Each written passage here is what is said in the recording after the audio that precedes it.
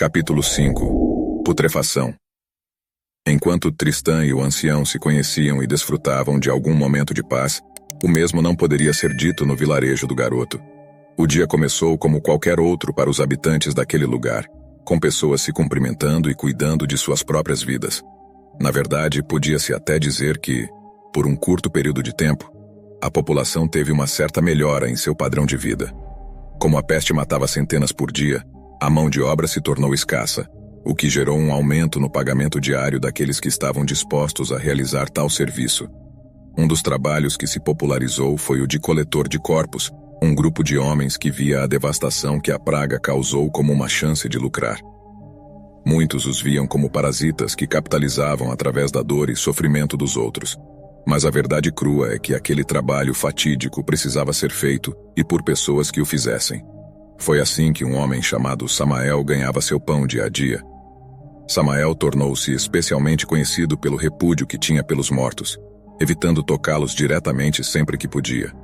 Além disso, usava roupas grossas para prevenir o contato com a pele e fazia uso de uma máscara semelhante à dos médicos daquela época, a fim de amenizar o putrefato odor que emanava de cada esquina, de cada rua, de toda a casa. Ele colocava ervas cheirosas dentro da máscara para não vomitar ou mesmo passar mal com o cheiro de carne podre. Aprendeu essa artimanha em seu primeiro serviço, onde teve de retirar um corpo que estava deitado numa cama. Seu estado já era avançado, e ao ser tocado por Samael, seu braço descolou. O cheiro foi tão forte e a cena tão grotesca que fazia seus olhos lacrimejarem. Depois disso, ele fez uso de materiais mais apropriados para o serviço macabro. Foi nessa manhã que, ao passar pelas ruas da cidade com sua carroça já ocupada por outros 3 corpos que já tinha coletado, ele passava batendo de porta em porta, anunciando seus serviços por algumas moedas. Ao se anunciar na terceira casa daquela rua, o cheiro em específico era insuportável. Mesmo com sua máscara ocupada por especiarias, seus olhos começaram a arder. A porta não estava trancada e, ao bater nela, ela se abre. Dessa forma, ele começa: Bom dia, senhorita. Eu bati e a porta abriu. Antes que pudesse terminar sua frase, uma cena horrenda acontecia bem diante dele. Dentro daquela casa morava uma pequena família de 3, sendo o pai, a mãe e um bebê ainda de colo. A mãe estava sentada em uma cadeira, balançando-se para frente e para trás com o bebê no colo, como se o fosse colocar para dormir. A princípio, aquilo poderia parecer apenas uma cena normal de uma mãe colocando seu neném para dormir, mas as cenas a seguir são de embrulhar o estômago. Dito isso, Samael prossegue: Eu bati e a porta abriu. Não pude deixar de sentir esse odor e pensei que talvez pudesse prestar os meus serviços. A senhorita tem algum parente que faleceu e precisa ser levado? A mulher parecia indiferente ao coletor de corpos em sua frente, mas mesmo assim ela aponta para uma mesinha em sua frente. Em cima havia umas 4 moedas, e em seguida ela diz: Meu marido está no quarto. Já faz 1 semana que ele não se mexe. A última vez em que ouvi algo dele foram gemidos de dor. Com uma expressão gélida, o rosto pálido e seco, ela olha para Samael, que mesmo já acostumado com aquele tipo de cena, não conseguiu deixar de sentir um arrepio se espalhar por todo o seu corpo, levantando cada pelo em sua pele e fazendo-o ficar em estado de alerta.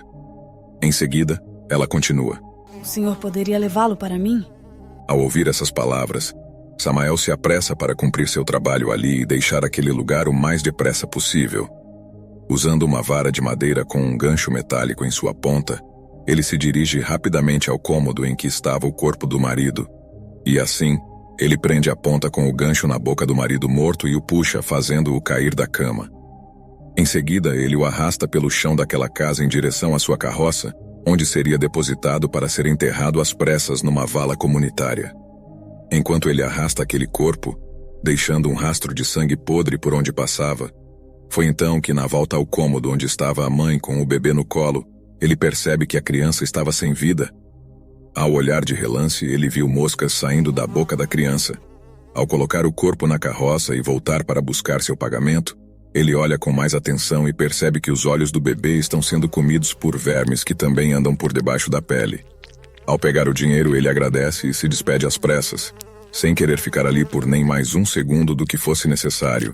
Tendo já juntado 4 corpos, ele resolve se dirigir à vala pública mais próxima, a fim de se ver livre daqueles homens e mulheres que carregava naquela carroça enmadeirada. Enquanto caminhava entre as ruas e avenidas, sua mera presença prenunciava a morte e o luto. Muitos, ao verem passar, começavam a chorar, recordando-se de seus entes queridos tomados pela praga e levados para serem enterrados junto a milhares de outros. Ao chegar numa certa rua, um corpo jazia morto no chão. Não parecia estar ali há muito tempo. Na verdade, havia terra por cada canto e orifício. Mordidas também eram facilmente encontradas naquela cena típica que ali se sucedia em mais um corpo que tinha que levar. Ao se aproximar com sua vara de madeira para também colocá-lo na carroça, ele a posiciona entre as cavidades torácicas do corpo. Mas ao tentar arrastá-lo, os ossos se partem, fazendo Samael cair. Não vendo escolha, ele se vê obrigado a ter que tocar no corpo e assim o faz. Mas a carne podre já não tem muito colágeno para sustentar a pele, que nesse caso possui um aspecto verde e uma textura gelatinosa, que se desfaz ao ser pressionada. Após colocar com muita aversão aquele corpo na carroça, Samael pragueja: Malditos cães imundos! Após se limpar do resto de carne humana que grudou em suas roupas, ele continua seu percurso pensando consigo mesmo: Se existe algum fim do mundo profetizado, então estamos vivendo os últimos tempos. Não importa a direção que eu olhe, tudo o que vejo são pilhas de corpos. O zumbido das moscas parece compor uma infernal melodia que não cessa. Dia e noite, esse som me atormenta, fazendo-me lembrar que eu ainda não morri. Ou será o contrário? Será que estou morto e sofro essas punições num ciclo infinito e diabólico? Será que também fui vitimado pela praga e estou no inferno pagando pelos meus pecados? Por todo lado que olho, vejo mães enterrando seus filhos. Quando não, a situação encontra uma forma de piorar. Vejo irmãos se abandonando à morte. Da mesma forma fazem os tios com os sobrinhos e os pais com os filhos. Por fim, ao chegar a seu destino, Samael vê uma cena triste, porém comum naqueles dias. Como os corpos estavam diariamente se amontoando, muitas valas eram cavadas quase que diariamente, onde eram depositados corpos. Em seguida, jogavam pouca areia por cima e repetiam o processo até encher aqueles grandes buracos no solo. Dessa forma, o cheiro de carne atraía cães de rua que cavavam aqueles lugares e devoravam os mortos. Em casos mais extremos, os corpos eram arrastados e encontrados nas ruas e avenidas, de frente a casas e por vezes até mesmo em frente às igrejas, que não demoravam em contratar alguém para limpar aquela sujeira. Afinal, o cheiro podre atrapalhava os representantes dela em seus trabalhos sacerdotais. Sendo assim, Samael espanta os cães aos gritos e pontapés. Uma vez livre dos animais de rua, ele se prepara para depositar os corpos e jogar uma fina camada de terra por cima, e no dia seguinte repetir o processo. Dessa forma, Samael ganhava a vida. Muitos o viam como o arauto da morte, já que a imagem dos coletores de corpos ficou associada a essa entidade. Outros reprovavam a forma que ele escolheu para sobreviver naqueles dias difíceis. Fosse o que fosse, as cidades, aldeias e vilarejos precisavam ser limpos. No dia seguinte, ele não saiu para coletar corpos. Precisava espairecer a cabeça daquela rotina mortífera, e assim o fez. Foi para o bar mais próximo daquela cidade. Ao chegar lá, a primeira coisa que notou foram os ratos que reagiam à presença humana, com uma precisão que pareciam apenas um grande organismo vivo. Ainda assim, os ratos se acostumaram à presença humana. Assim como os gatos, também eram alvo de perseguição devido a serem associados às bruxas. Eles se tornaram cada vez mais raros, o que aumentou significativamente a presença dos ratos que perambulavam pelas ruas à plena luz do dia. Não era raro encontrar ratos mastigando os corpos dos mortos tombados por onde quer que passasse. Após se acomodar, pediu que lhe trouxessem uma cerveja, pois queria encher a cara para esquecer os problemas da vida. E assim foi. Bebeu até ser expulso. Na volta para casa, ele se depara com uma cena um tanto quanto incomum. Era a senhora de quem ele levou o corpo, caída em um beco escurecido. Sem saber se os olhos alcoolizados o enganavam, ele resolve chegar mais perto. Assim, ele tira suas conclusões ao ver que um dos ratos estava comendo a língua da mulher, que estava com os pulsos cortados enquanto cães lambiam o seu sangue que se esvaía pelo chão frio. Ao ver aquela cena, Samael vomita quase toda a cerveja que bebeu. Ao se recompor, ele profere algumas palavras. Um brinde aos que vivem e 2 para aqueles que se foram. Dessa forma, com certo pesar nos olhos, Samael se afasta rumo à sua casa. Já estava cheio por hoje e só queria dormir. Em direção à sua casa, no entanto, Ele presencia uma cena que acontecia tipicamente naqueles tempos sombrios. Era outro coletor que arrastava 2 corpos para sua carroça. No entanto, ele nota que um dos corpos parece relativamente saudável comparado ao outro que está sendo levado. Em silêncio, ele diz consigo mesmo: Aquele corpo parece bem, não tem chagas nem manchas.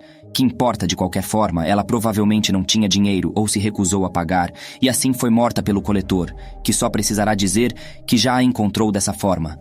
Não é como se fossem prestar atenção num morto a mais ou um morto a menos. Dessa forma, um tanto quanto indiferente, ele segue seu rumo. Ao chegar em casa, ainda um pouco cambaleando, vai direto para a cama. Chega de horrores por hoje. Na manhã seguinte, Samael se levanta rapidamente e pega sua carroça, prontamente oferecendo seus serviços a qualquer pessoa necessitada em troca de algumas moedas. Embora o dia de hoje não tenha sido tão dramático quanto o anterior, ele teve que lidar com um número maior de corpos, totalizando 7 mortos que precisou enterrar. Após recolhê-los e levá-los para a vala mais próxima, ele percebe que a vala já está cheia. Sem muitas opções, ele decide tentar a sorte em outro lugar. No entanto, ao chegar lá, ele descobre que muitos já estão utilizando aquele local.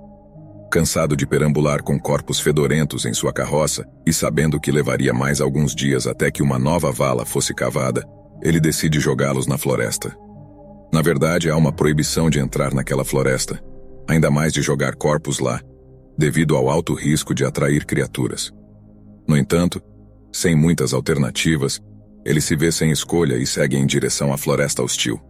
Ao chegar lá, um sentimento mórbido de desesperança o invade, como se aquele lugar se alimentasse dos sonhos daqueles que ousassem adentrar naquele bosque. Aprofundando-se cada vez mais na floresta para descartar aqueles corpos, ele reflete consigo mesmo. Não há mais esperança nesse mundo. O amor e a fraternidade para com os próximos se foram. Deus nos amaldiçoou em seu esquecimento. Se ao menos a morte se apressasse em nos engolir de uma vez por todas. Em vez disso, padecemos pouco a pouco, como em um sádico jogo para prolongar nosso sofrimento. Ao perceber seus próprios pensamentos, Samael reflete uma última vez. Mas o que diabos estou pensando? É melhor sair logo desse lugar amaldiçoado. Desde que entrei aqui, tenho tido pensamentos de desânimo. Após concluir seus pensamentos, ele se apressa em jogar os corpos no primeiro local adequado que encontra. Desejando sair daquela floresta o mais rápido possível, ele está prestes a partir quando escuta barulhos, como se algo o estivesse seguindo. Com medo e sem querer descobrir o que é, ele segura firmemente sua carroça e corre para longe dali, jurando consigo mesmo que nunca mais voltará àquele lugar. Ao retornar à cidade, ele chega a tempo de ouvir alguns representantes da igreja fazendo um discurso. Ovelhas da casa do Senhor, ouçam o que temos a dizer. Nesta madrugada, o servo de Satanás escapou por entre nossos dedos e se refugiou em um lugar desconhecido. Sim, meus irmãos e irmãs, o filho daquela bruxa, que estava sob nosso domínio e já havia se rendido ao poder sublime do porta-voz de Deus. Fugiu quando soube que teria que confessar seus pecados e selvageria perante o emissário da verdade. Ainda não sabemos onde aquele filho de Nefilim se esconde, mas é possível que nos próximos dias ele envie as criaturas para nos atacar como um ato de vingança. A multidão, ao ouvir essas palavras, começa a murmurar, e então o representante da igreja que planejava causar essa reação continua. Mas, meus amados, não temam, pois o porta-voz da verdade, sabendo e compadecendo-se de vossa dor e aflição, enviou ao vosso socorro uma falange de soldados seletos e capazes, que nos assegurarão que nenhum mal ou ataque de criaturas aconteça. Sim, não há necessidade para temor, pois ficaremos bem. O emissário da verdade zela por vós e não nos abandonará. No entanto, meus irmãos, irmãs e amigos, existe um preço a ser pago. Uma vez que estamos sob a proteção do porta-voz de Deus, não podemos, e muito menos devemos, desafiar seu poder ou liderança. Portanto, minhas ovelhas, abstenham-se de se rebelar e abandonem as práticas de protesto. Devemos mostrar gratidão e submissão para que ele possa ver o quanto somos obedientes às suas palavras e não nos reprima nem nos tire sua proteção. E por último, mas mais importante, tenham fé nele, tenham fé na igreja e tenham fé em Deus. Enquanto o discurso é encerrado, uma legião de soldados começa a aparecer, demonstrando grande poder e autoridade. Logo, eles se alinham diante da multidão, que aplaude essa demonstração de poder e resposta à altura da ameaça que paira sobre eles. Muitos se sentem protegidos e demonstram grande admiração pela igreja. Outros ressaltam como a igreja se preocupa com eles, cidadãos comuns, e se sentem lisonjeados pela graça que acabaram de receber do grande emissário da verdade. Enquanto a multidão aprecia essa demonstração de poder, na floresta as coisas se agitam. Devido aos corpos jogados por Samael, as criaturas são atraídas pelo cheiro da carne humana. Logo, um banquete macabro se inicia, com diversas criaturas mordendo e arrancando grandes pedaços de carne. Em outra cena, pode-se notar 2 monstros disputando em um cabo de guerra um corpo, que se parte ao meio, derramando sangue e vísceras. Dessa forma, aquela pequena pilha de corpos é reduzida a nada além de uma grande poça de sangue e vermes. No entanto, um pouco distante do local onde ocorre o banquete grotesco, o corpo do homem sequestrado e contaminado pela substância preta e viscosa começa a se agitar e contorcer. Seus braços e pernas se entortam, seus olhos reviram, e um som como se seus órgãos estivessem se rearranjando por dentro é ouvido, enquanto um líquido preto escorre pelos seus orifícios. Assim, como um fantoche humano, a mutação começa a acontecer. Primeiro, seu corpo desenvolve uma densa pelagem escura. Seu rosto assume uma forma canina, dentes e presas começam a crescer, e suas unhas das mãos e dos pés se transformam em garras afiadas. Por último, uma cauda peluda cresce em sua região lombar. Assim, a transformação é concluída. Ao se erguer como uma fera, no entanto, ele já não possui lembranças de sua vida passada, nem pode-se dizer que possui consciência. Seu instinto de sobrevivência é seu único guia, e seu corpo transformado é sua nova arma. Ao sentir o cheiro do sangue restante no chão do banquete das criaturas, a fera segue em busca da fonte desse odor. Ao chegar lá, porém, não há mais nada. Lambendo o sangue remanescente, a besta sente o sabor humano pela primeira vez, e isso é uma festa para seu novo paladar. Assim, ela se aventura para fora da floresta em busca de mais daquele novo sabor que experimentou, e não demora muito para chegar a uma vala comum. Então a fera começa a cavar em busca de corpos. No entanto, sua presença não passa despercebida, e é avistada por pessoas e coletores de corpos ao longe. Logo, a população entra em pânico e busca refúgio na igreja, que não perde tempo em exibir seu novo poder militar e emite sua primeira ordem. Vão, matem a fera. Dessa forma, é organizado um pequeno grupo de 10 pessoas para caçar a fera. Ao chegarem à vala e verem a fera se deliciando com um corpo parcialmente decomposto, eles não hesitam em usar os mesmos objetos usados para capturar Tristã e sua mãe. Devidamente armados, 2 deles avançam para chamar a atenção da besta, que, ao vê-los, parte em sua direção, grunhindo e salivando. O grupo demonstra experiência no combate a esse tipo de ameaça, desviando-se dos ataques e realizando um contra-ataque repentino, o que desorienta o monstro e o faz cair. No entanto, isso não é o suficiente para neutralizá-lo. Os outros 8 membros que estavam se preparando para prender a fera lançam suas cordas sobre ela. Por um breve momento, parece que conseguiram capturá-la, mas a criatura é um oponente formidável. Ao se aproximarem, ela ataca violentamente um dos homens, arrancando-lhe o rosto e matando-o instantaneamente. Os outros 9, percebendo que o desafio é ainda mais difícil do que imaginavam, começam a pronunciar palavras em voz baixa, palavras que parecem confundir a fera, projetando ilusões e fazendo-a atacar aleatoriamente, exaurindo suas forças. Essa estratégia se mostra eficaz quando um dos homens aproveita o fato de a fera não conseguir distinguir entre realidade e ilusão, e com um golpe rápido de espada, corta uma das patas do monstro. Os demais aproveitam o momento em que a criatura está ferida e desorientada para lançar as cordas novamente.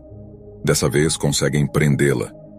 Mantendo a distância dessa vez, todos sussurram uma única palavra ao mesmo tempo, fazendo com que a fera caia inconsciente. Assim, eles a arrastam até o centro da cidade, onde, em uma demonstração pública para passar uma sensação de que a igreja tem tudo sob controle, executam a fera diante da multidão, decapitando-a e queimando seus restos. A multidão comemora sentindo uma falsa sensação de segurança. A jornada está só começando, e mal posso esperar para compartilhar os próximos capítulos cheios de surpresas. Fiquem ligados porque ainda temos muito pela frente.